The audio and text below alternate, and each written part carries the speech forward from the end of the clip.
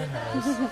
And girl, I gotta say, I am so proud of you and how your career has just, and literally I have to say, sparkled over the years.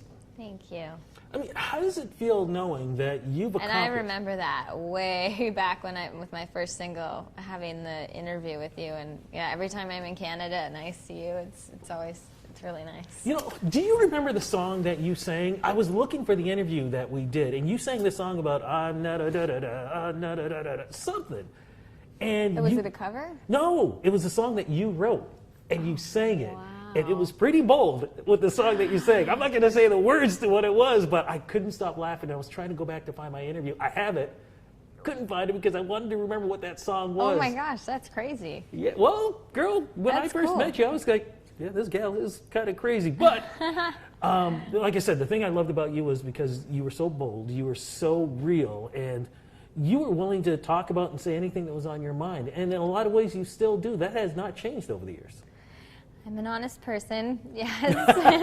And yeah, thank you. And you know, it's cool because I get to do interviews and you know talk about my music, and my music's important to me. And you know, I write my songs, and I get to relay the messages to the fans. But did you ever think it would be on that status? We're talking iconic here because you have so many fans that look up to you. They look forward to your music, and it's always been relatable over the years. No, I had no idea it would be on this level. It's crazy, you know. I really just wanted to be a singer. I loved being on stage, and I was always in plays and musicals, and so I didn't even know what Hollywood was. I was too young. I just knew that I wanted to sing and I wanted to be on stage, and then I started playing the guitar when I was 14, and then got signed, and Complicated came out when I was 17, and I heard it on the radio, and I was hearing it around on the radio all around the world, and I had no idea. I had no idea that it would be like that. What were some of the surprises, though, over the years that you found? Because there's always that one thing when you have the dream. But once you're living the dream, sometimes it can turn out to be a nightmare. Like, I feel like on my first record, everything was so big, and there was so much work. And I was very young. I don't know if I was really prepared for all of the interviews and the traveling and this and that. But now I try to really just enjoy it, because when there is a lot, you know, it can get like a little overwhelming. So for me, it's like I'm here and I'm doing this and I'm putting out music, and every time I see my fans and I go out on stage, I just have as much fun as I can, because it is fun. But, you know, it is crazy at the same time. So, like my last tour, the Black Star tour, was the best tour that I'd done and enjoyed it the most. And it's nice at this stage to have as much material, with this being my 5th record also, to work with on stage.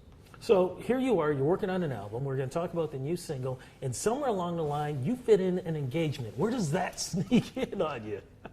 I'm a multitasker. It's never ending. There's always a lot going on. I'm just releasing my single, Here's to Never Growing Up. I have a record coming out in September, putting final touches on that and doing some creative with artwork. And I have a wedding that I'm planning, and I have a foundation and a clothing line. And with Chad, of course, who you are engaged to, he's helped you write that new single, Here's to Never Growing Up. What was it like working with him? Well, we got together last year, early last year. I had just gotten off my world tour, and we got in the studio together to write a song. My manager at the time said, "Hey, what do you think about writing with Chad Krieger from Nickelback?" And I said, yeah, that sounds like that could be a cool idea, because he's not just a studio songwriter. He's a performer. He goes out there. He's a rocker, you know, and I thought that'd be cool. We're like both guitar people. This could be interesting. So we got together and we had a lot of fun, and we also worked with this guy, David Hodges, and David's from the band Evanescence from their very first record. So the 3 of us worked together, and we called ourselves The Tripod. And the first song we wrote together was called Let Me Go. And that's a song that Chad and I have together now as a duet. He sings on the song as well. And wrote a bunch of songs, made a record, bonded over music, and we're really good friends, and now we're engaged. This song really does represent you, because it's almost as if you have grown up spiritually, emotionally, but there's a lot of you that still says, you know what, I'm still young. I can still click. I like it because, you know, it doesn't matter how old you are. You can be young, have a young spirit and free spirit, and it doesn't, you know, it's about your state of mind. And it works for you, definitely. What's the rest of the album going to sound like? The album's really diverse. I talk about a bunch of different stuff. It's nostalgic. There's a lot of summer songs. There's piano ballads. There's more pop rock songs like the record. And I have a heavy guitar song called Bad Girl, and Marilyn Manson sings on that. And then I've got a song called Hello Kitty, and it's kind of electronic sounding, so it's all over the place.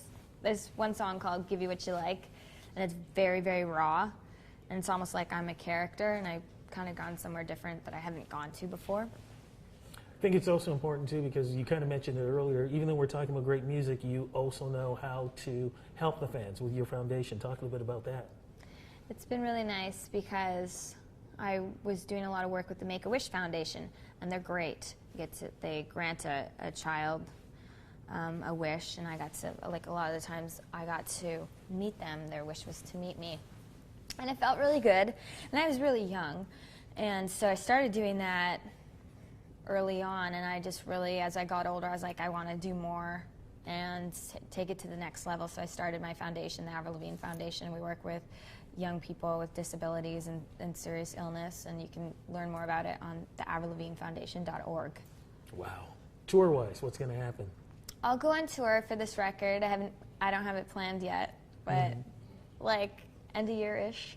Okay, and we're looking forward to definitely a tour, but like I said, when you think about all the things that you've done, with all the albums that you've sold over the years, you've got your clothing line, you've got your perfume and everything else, is there anything that you feel you haven't done yet that you still want to do? I want to do a movie. I've done like I've had a few small parts in a couple of films, but I'd really love to do a film. And we were talking about it the other day. I was like, God, it'd be so cool to like do like hair or like makeup, you know, because I have a lot of fun with that. But for me, I think I'm just to continue to work on Abby Dawn, my clothing line, because there's, you know, you're coming up with new designs. It's constant. I love that, and I'd love to be in a film. Well, girl, I'm going to throw out the big I love you, too, because, like I said, I have had the pleasure of watching you in the last 12 years just grow into the superstar you are. Thank you for letting me be part of all that. Thank you for being so good to me. And, hey, congrats on the wedding coming up. Congrats on the new album. And, like I said, congrats on the future. Thank you. It's awesome to see you. We're good with that? Yeah. Thank you. Beautiful. I'm dead serious, girl. I am so proud of you, of everything that you've done.